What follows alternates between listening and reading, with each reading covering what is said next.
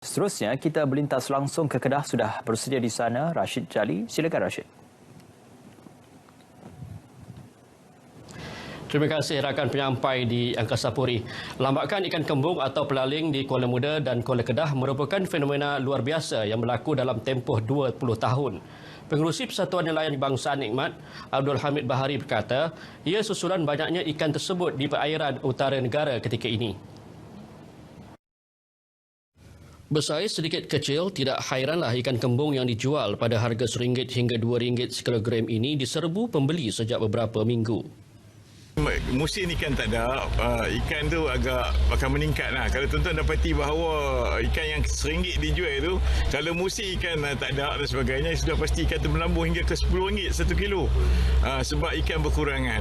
Kalau hari ini mungkin sebelum ni dia dapat 2-30 kilo ataupun sehabis tinggi 100 kilo. Tapi hari ini hampir 1 tan pun ada satu but dapat harga-harga dapat ikan tangkapan mereka.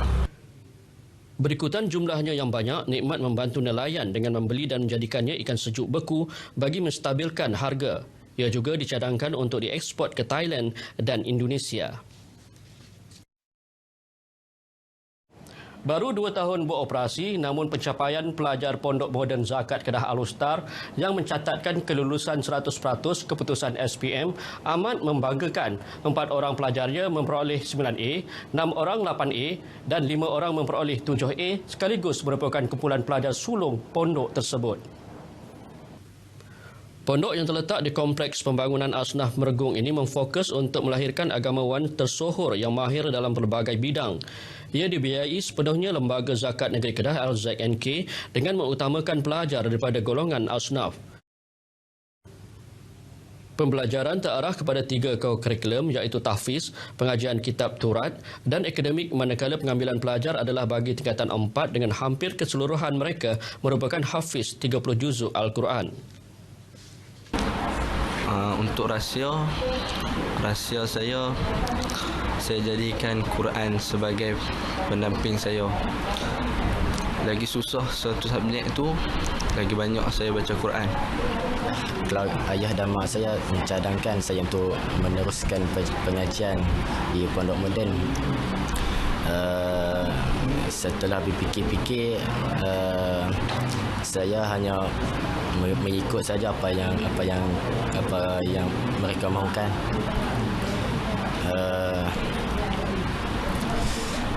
Tapi setelah 2 tahun saya belajar di sini, baru saya terdetik di hati yang Pondok Moden ni boleh menjadikan saya seorang insan yang berguna. Semangat utama saya guru-guru rakan-rakan lah yang beri semangat. Dan dengan saya mengambil cara mengaji macam mana, ambil pendapat titik guru kan. Tanya balik macam mana nak ni, macam mana nak berjaya, macam mana nak berkat ilmu penting. Saya nak berkat ilmu. Walaupun tak berjaya tak apa, tapi ada ilmu yang berkat dalam hidup. Itu pendapat saya lah. Sebagai ketua bahagian akademik di Pondok Moden Zakat Kedah, insya-Allah mengikut visi ataupun tujuan penubuhan Pondok Moden sendiri adalah untuk melahirkan barisan pelapis ulama. Jadi maksudnya idea ni tercetus daripada Tuan Syekh Zakaria sendiri, di mana dia berminat sebab sebelum ni ada zakat dan tajaan untuk pelajar-pelajar medik dan sebagainya. Jadi bagi dia, kenapa kita tak taja pula budak-budak dalam bidang agama. Jadi sebab itulah tertubuhnya Pondok Moden ni. Maksudnya memang tujuannya untuk mereka belajar agama dan menjadi pelapis untuk agamawan pada masa akan datang. Pelajar lulusan SPM ini akan meneruskan pengajian ke tingkatan 6 dan mengambil peperiksaan Sijil Tinggi Agama Malaysia bagi melanjutkan pelajaran ke luar negara. 30 tahun meninggalkan alam persekolahan pasti menggamit pelbagai memori apabila berpeluang bertemu semula dengan rakan-rakan. Bagi bekas pelajar Kolej Sultan Abdul Hamid tahun 1990 atau Sahoka, kejohanan olahraga tahunan kali ke-95 sekolah itu penuh bermakna dengan kehadiran hampir 50 pelajar berkenaan. Bukan sekadar bertanya kabar, keakraban yang terbina sejak dahulu masih terasa walaupun ada yang sudah mengubah haluan masing-masing dengan berkeluarga selain atas faktor tuntutan kerja. Apa yang pasti, semua itu tidak menjadi halangan untuk pertemuan ini yang turut menzahirkan penghormatan kepada guru-guru yang telah mengajar mereka. Pada masa yang sama, memberikan motivasi untuk pelajar agar terus mengekalkan legasi terbaik kolej.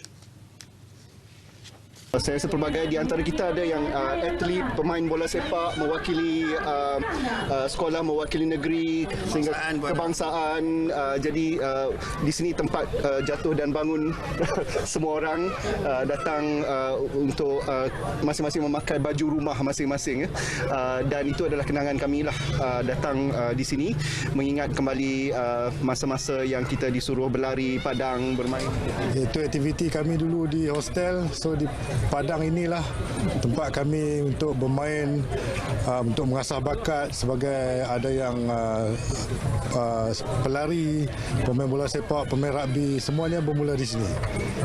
So hari ini kami balik dan kami tengok balik apa yang kami lalui 30 tahun dulu masih sama dan betul-betul mengembalikan nostalgia kami lah pada rasa terharu masih lagi kekal nama saya di Persada walaupun grup 90 saya rasa saya seorang yang tinggi ada rekod. So 800 meter tahun 88 33 tahun dan 110 hurdles tahun 1990 masa tingkatan 5. Maksud saya sendiri pengalaman di kolej kami yang kuburkan kelab taekwondo dulu tahun 1990 dan menjadi warga Kedah Alustar yang pertama wakil Kedah ke peringkat kebangsaan.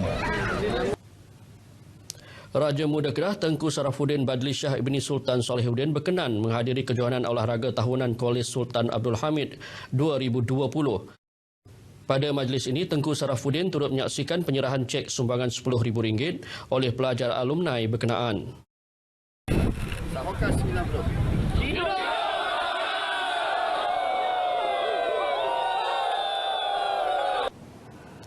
Sekian berita wilayah dari Kedah. Assalamualaikum dan salam sejahtera. Kembali semula bersama rakan penyampai di Angkasa Puri. Baik, Waalaikumsalam. Terima kasih untuk laporan yang disediakan.